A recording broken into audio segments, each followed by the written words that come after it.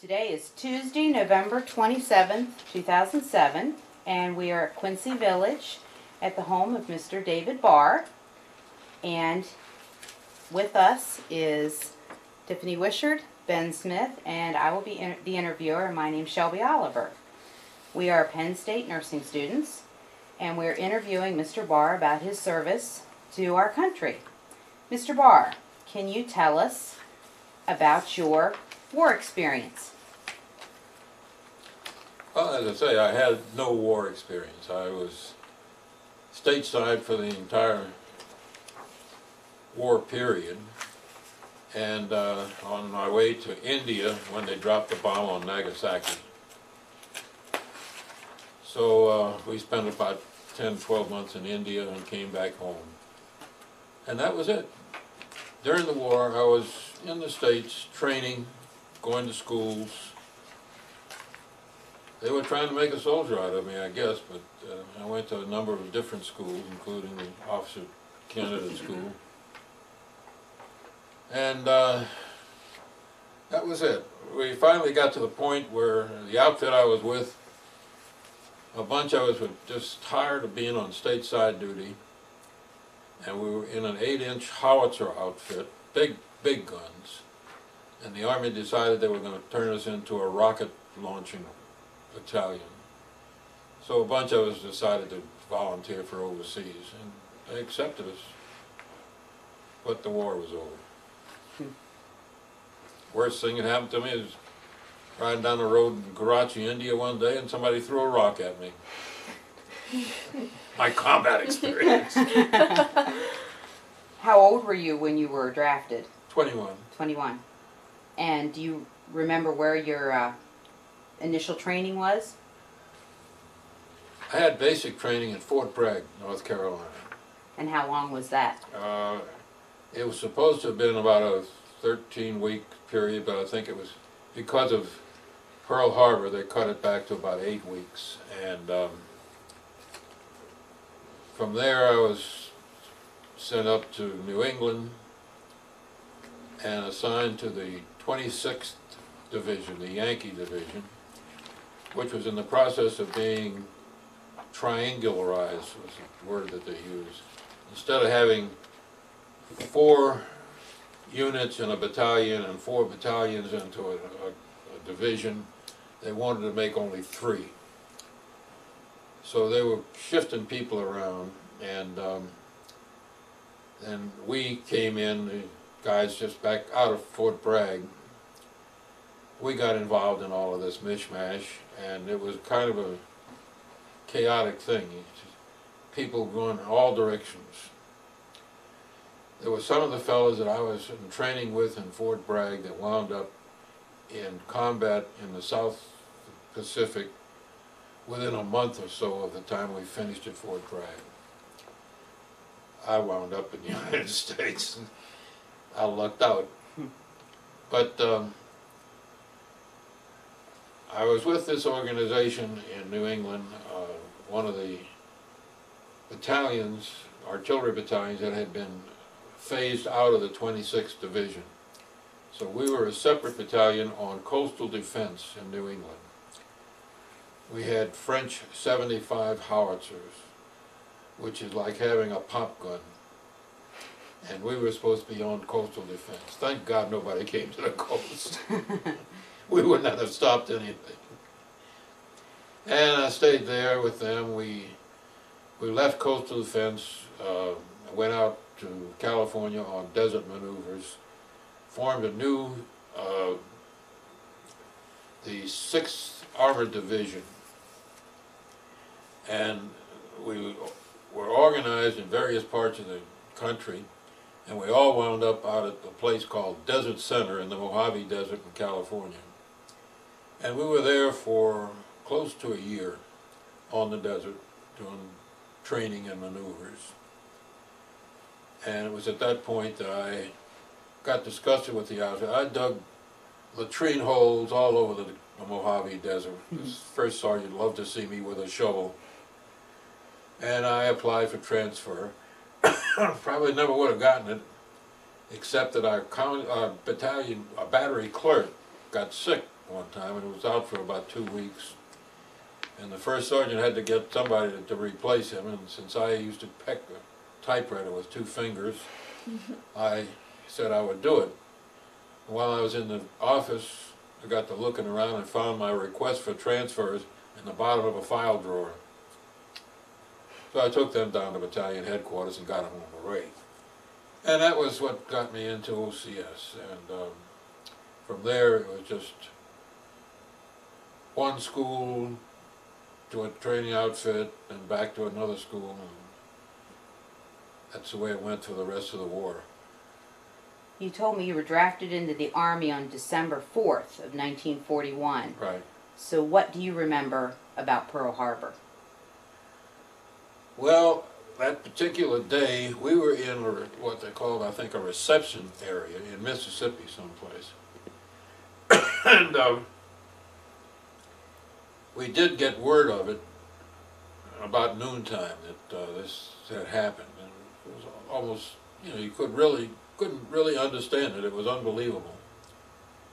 And it so happened that my parents came up that day. They were on their way up when they heard about it. And I don't usually do this, but for some reason my eyes are tearing. And we had a visit there. But it was unbelievable.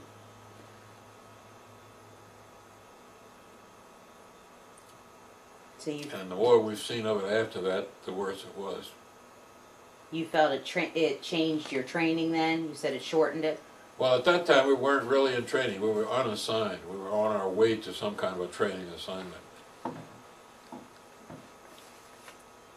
And as I say, the basic training at Fort Bragg had been shortened by several weeks because of Pearl Harbor. Okay. When you went to India, you said that you were on a ship? Yeah, we were on a troop ship in the Red Sea when the first bomb was dropped. And what was your position in India? Pardon? What were you doing in India? What was your job description over there? Actually, all we did was operate a replacement, sending people back to the States who had been in the CBI for a long enough time. I think that we were intended to go over and work with the people who were building another road in Burma. There was a Burma road, and then there was a Lido road that was under construction. And I think that we were headed for that Lido road area, probably as defensive troops or something, I don't know. But Pearl Harbor just ended all of those plans. Excuse me. So since we were there and had nothing else to do, they put us into this replacement thing, and we stayed there and did that. It was interesting. What do you remember most about that whole area? About what? What do you remember most about the whole area of India and the Burma Road? And Well, we never did get to Burma. We landed in Calcutta on this troop ship, and then again there was a shuffling of personnel, and I wound up with a group, flew across India to Karachi, and we stayed in Karachi. We used facilities of the British. They had a post, an army post out there, built on the desert. And we had a pretty comfortable situation. We were in buildings. We took over an area that the Air Force had used, and consequently they were able to fly a lot of luxury things over and use them. And when they left, they left all of these innerspring mattresses, excuse me, and comfortable things, so we enjoyed them. so you had pretty nice housing? It was very nice, yeah. It was 2 men to a room, but we had good solid buildings, good mess hall, good office space. It was a nice assignment, except it was in India. And India at that time was not something that you wanted to be proud of. I was impressed with the fact that the British had occupied that place for so long and had done so little for the people. If you found someone who had had some education, that education had generally come from some religious organization who sent a missionary over there and set up a school. But there was nothing in the way of a British educational system or a British anything, really. How did you keep in touch with your family while you were over there? Pardon? How did you keep in touch with your family while you were over there? By mail. By mail. Was it pretty reliable, or did a lot get lost? It was pretty, yeah, you could depend on it. Excuse me. I don't know, I don't think I ever tried to call home while I was over there, but I doubt that the facilities were very good.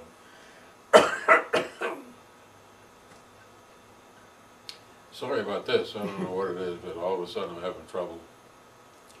What did you do for entertainment? You may not like this. We drank. Okay. So that handled your stress too then, huh? We could call it that. There was just nothing else to do, and we did more of it than we should have, I guess. But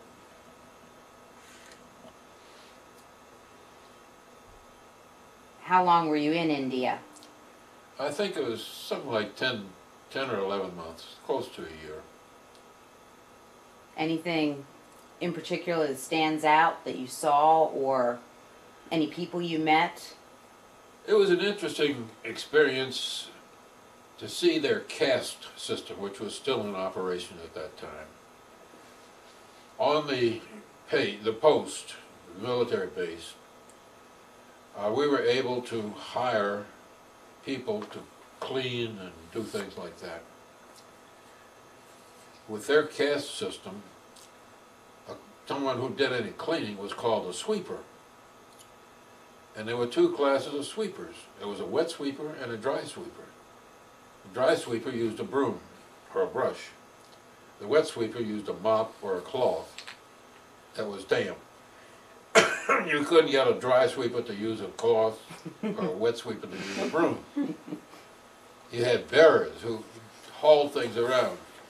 And again, there were classes of what those people would haul. And they wouldn't violate their classes. It was interesting. We were involved with various of the religious organizations, Sikhs, Hindus, some others I forget, but they too were separated. So you had people who were separated by class, by religion, and I guess probably in other ways too. If you went into town, there were thousands of beggars. And some of them were really actors. They'd go through all kinds of contortions and things to look like they were in bad shape, just to get money. The merchants were bargainers. I mean, they didn't want a customer to come in and say, "How much is that? I'll pay it. I'll give it. Wrap it up." They wanted to bargain. They wanted to tickle. That was the way they did business. We had some of these people on the base operating various things. I had, in my area, there was a barber. He was an Indian, and he did a good job of barbering. But after he finished cutting your hair, he started at the top of your head and began to massage your scalp all the way down to your shoulders. Boy, when he got finished, you felt great.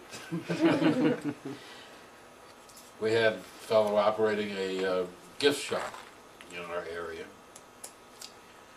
And he and I had a few rounds.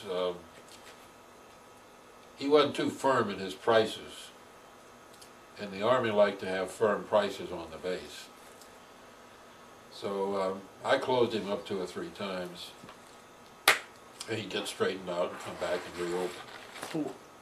What was your duty or position at that time? Well, I was a unit commander, and I was in charge of that area. Now you said, you told me earlier that you saw, I believe it was some of General Stilwell's Yeah. troops. Can you tell me about that time? My recollection was that these people were coming through.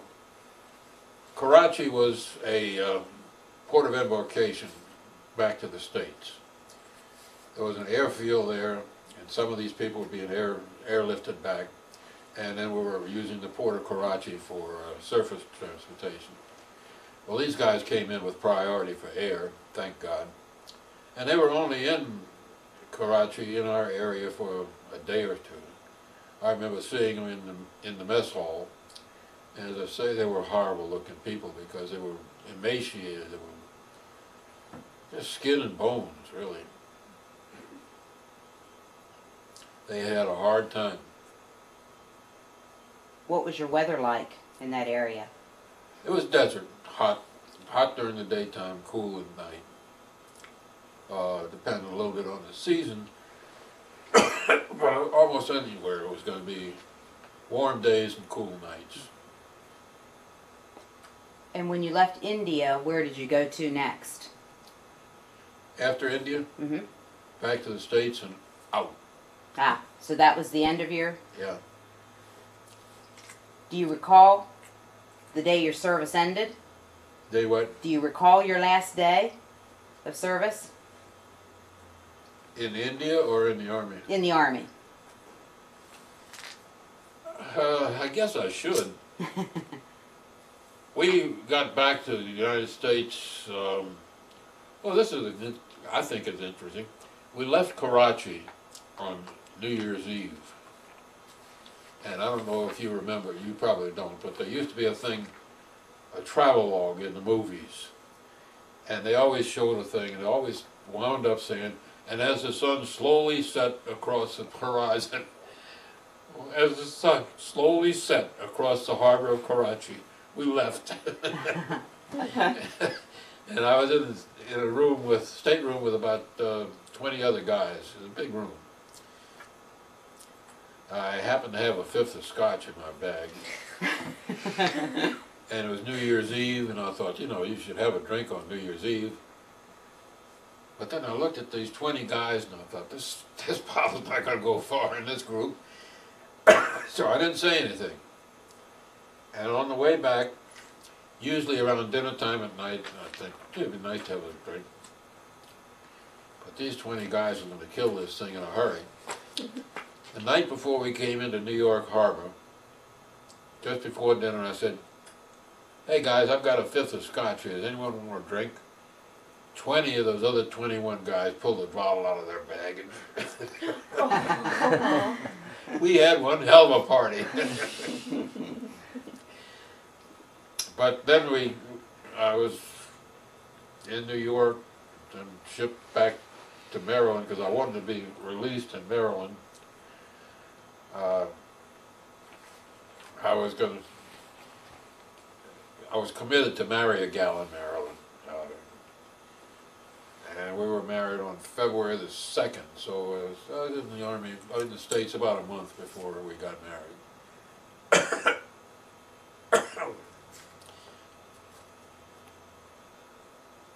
So was your family there to meet you when you got back? Her family was. My family came up for the wedding, and yeah.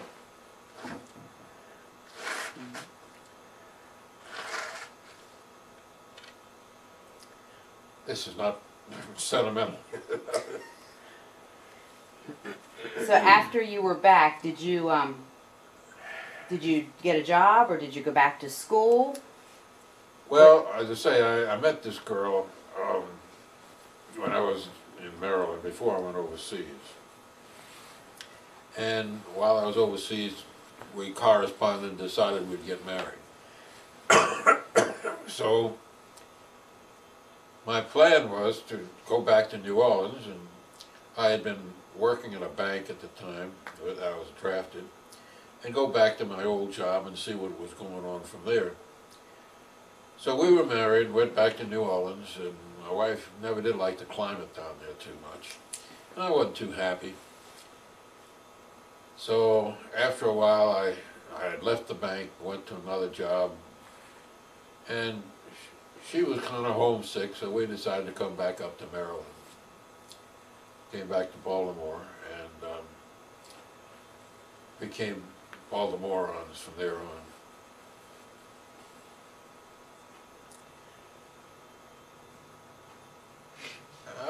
I don't regret it at all. I think it's been a good life.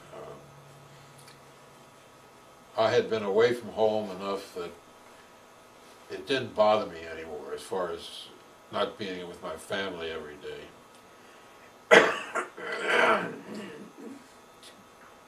Sorry about this.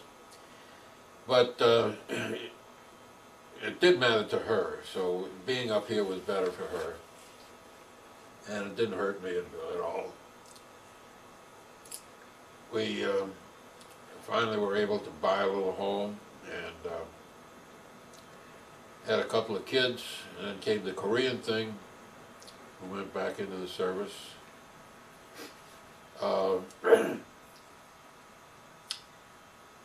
The reserves told us that when we were recalled as a replacement training center. We were going to be at Fort Meade, Maryland, and train draftees.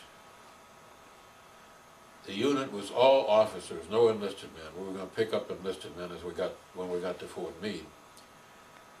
Instead of going to Meade, we wound up at Indiantown Gap, and instead of being our own replacement training unit, we were just fillers for an existing unit. So we did that for, I think it was 90 days, that the regulations said that a recalled officer had to be in the States training before he could be sent overseas. And the 91st day I got orders for Korea. So I had a 1 month leave, and we went back to New Orleans to see what was going on with my dad. It was a terminal condition. And somebody suggested that I write to the Pentagon and explain the thing and see what would happen. I did that and didn't hear from the Pentagon for a couple of weeks. Called them and finally got some guy that said, "Oh yeah, I remember seeing that file. We're working on that. You're going to be assigned stateside, probably somewhere in Louisiana." I said, "Well, tell me where and when." "Well, I can't tell you all of that." So it came up to the time, tomorrow I was due at somewhere out in the state of Washington, a POE. And there I was in New Orleans. I had a reservation on an airliner to get out there to POE. And I canceled that because this guy in Washington told me positively, "You're going to be assigned down there." So I had a nice choice to make. I could either try to get another reservation and fly out to Washington, or get in the car and go back to Maryland, or just turn up at Fort Leavenworth because I was AWOL from a port of embarkation. And this guy in Washington in the Pentagon told me that positively I was going to Fort Polk, Camp Polk, but he didn't know what organization. He said, "If I were you, I'd just drive up to Camp Polk and they'll know all about it. They'll be expecting you." I got up there and they weren't expecting me. They'd never heard of me. So what did you do then? Well, I got up there on a Friday afternoon, and they were closing up for the weekend. Well, that's not quite true. They were closing up for Friday afternoon, and Saturday was a parade and for the general, and they had to concentrate on that. So I wound up spending the weekend there. And finally, Monday morning, somebody found some orders that said I was assigned there. So I was home free. But for a while, I was afraid I was going to be AWOL. So then I wound up in another National Guard outfit, this time from Virginia. But this time I outranked first sergeants, and I was able to survive it a little bit better. Now, we had a good time down there. So what were your duties there? It was a National Guard artillery unit, and we were training as a unit. And we had a pretty good unit. But when my time was up, 12 or 15 months, whatever it was we were supposed to serve, I left, and I think that they wound up being deactivated not long after that. Probably went back to Virginia and picked up in the National Guard, I guess. You said you were an artillery unit. What all weapons or whatever were you using at that time? We had 155 howitzers, 155 millimeter howitzers in Louisiana. And I think that's what we had, yeah. We had, I worked on 8-inch howitzers, but that was toward the end of World War II, before I went overseas. But I have worked on 105s, 155s, 8 inches, French 75s.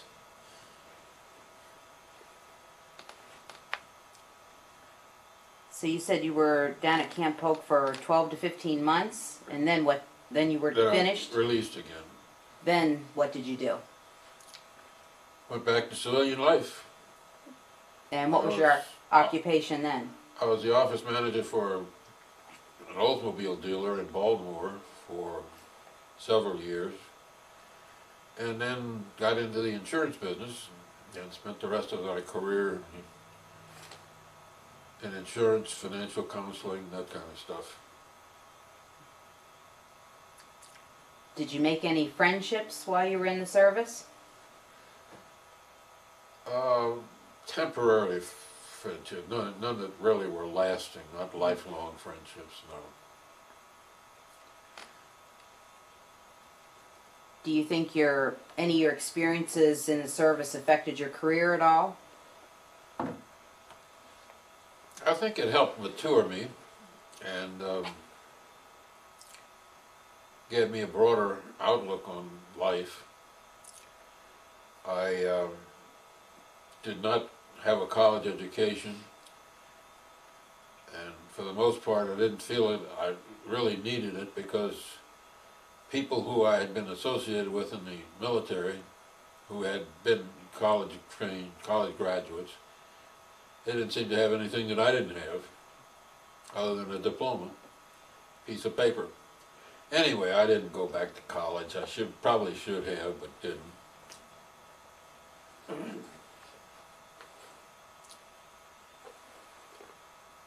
But I enjoyed being in the insurance business because I was my own boss and did business the way I wanted to do it, not the way I was told to do it. And that was satisfying to me.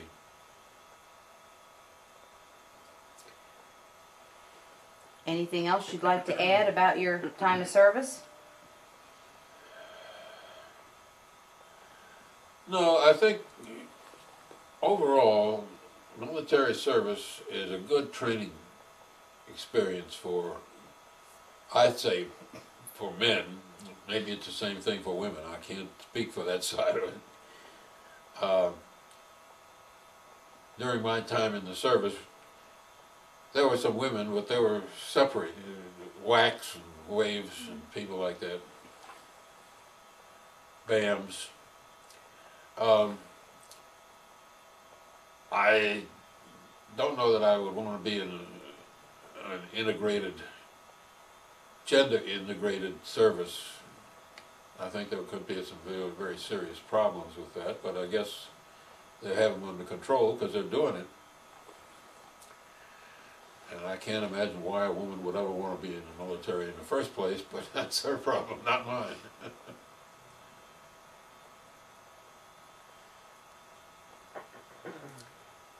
But I do think that maybe it wouldn't be a bad idea if we had some kind of a rule or law that required a man somewhere in his late teens to serve in a year of military service.